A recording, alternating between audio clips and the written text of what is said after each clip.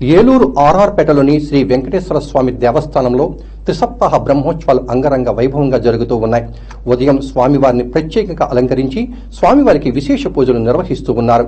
దీనిలో భాగంగా doctor as Ram, శ్రీమతి అపర్ణాదేవి దంపతుల సౌజన్యంతో ఎందరగంటి త్యాగరాజు, అన్నవరం పాడిన భక్తి సంకీర్తనలు అందరినీ అలరించాయి. అలాగే అనకాపల్లి శ్రీ అష్టలక్ష్మి పీఠం వ్యవస్థాపకులు గోదాచరణ మంజిరా శ్రీమాన్ పీతాంబర రఘునాథాచార్య స్వామివారి గోదా వైభవం ప్రవచనం భక్తులను ఆకట్టుకుంది. అలాగే కళాదీపిక నృత్య అకాడమీకి చెందిన విద్యార్థులు చేసిన నృత్య ప్రదర్శనలు అందరినీ అలరించాయి. అనంతరం స్వామీజీని ఈవో రవిశంకర్, దేవస్థానం ఆలయ చైర్మన్ తోలేటి శ్రీనివాస్, సభ్యులు కురాల రమాదేవి, చోడే కిట్టు, ఆలయ ప్రధాన అర్చకులు కిలాంబి మారుతి తదితరులు ఘనంగా సత్కరించారు.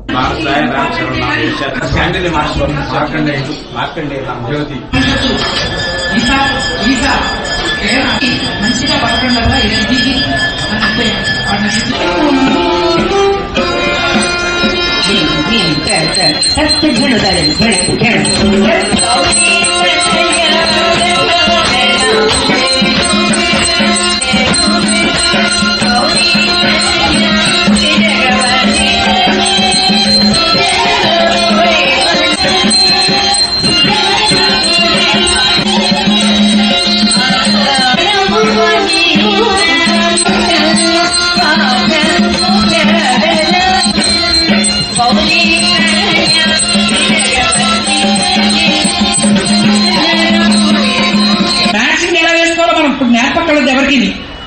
మనం డెకరేషన్ ఎలా చేసుకోవాలో చెప్పక్కర్లే, కానీ మన మనస్సు ఎలా ఉండాలి ఒక్కసారి.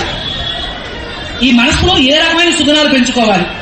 ఎస్, నువ్వు ఏది చేసినా ఈ లోపల మంచి సుగుణాలు పెరగాలి. ఇవి పెరిగాయా నువ్వు ఎక్కడున్నా చీకటి. ఇప్పుడు ఈ లైట్లో చూడ చీకటి ఎందుకు ఉంటుంది? ఉంటుందా చీకటి ఎక్కడైనా? వెతకండి ఇక్కడెక్కడ. ఇప్పుడు ఈ వెళ్తుల్లో ఏ వస్తువు పడిపోయినా కనబడుతుందా?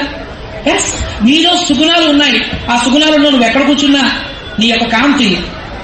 ఇప్పుడు ఒక్కొక్క మహానుభావులు కూర్చున్నప్పుడు కొంతమంది గురుగారు ఇలా పెట్టి ఫోటో తీసుకుంటూ ఉంటారు. వెనకాల ఏముంటుందా? దాన్ని ఆరా అంటారు మన వాళ్ళు. ఏమంటారు? ఆరా ఒక చక్రంలో వస్తూ ఉంటుంది. అది అందరికీ ఉంటాయి. కొంతమంది మహానుభావులకి ఎక్కువ ప్రకాశిస్తుంది, వీడికి ఎక్కడో లోపల మినుకు మినుకు మినుకు మినుకు గాలి వస్తే ఆరిపోయేటట్టు ఉంటుంది. ఎక్కడో అందరికీ ఉంటుంది. మనిషి చేసే మంచి పనుల వల్ల, మనిషి మంచి మాటలు వినడం వల్ల మనిషి ఎప్పుడు క్లీన్ ప్రాపర్లీ ఈ లోపలంతా కూడా మనం తొలగించుకుంటే సుగుణాలు బాగుంటాయి. కాబట్టి ముముక్షువులు, బుభుక్షువులు ఈ రెండు రకాలు. ఇవాళ సమాజం అంతా ఇందులోకే వచ్చేస్తుంది. ఒకటి బుభుక్షువులు, రెండు ముముక్షువులు. కాబట్టి మన ఆండాల తల్లి మళ్ళీ తిరుపావులోకి వచ్చేయండి.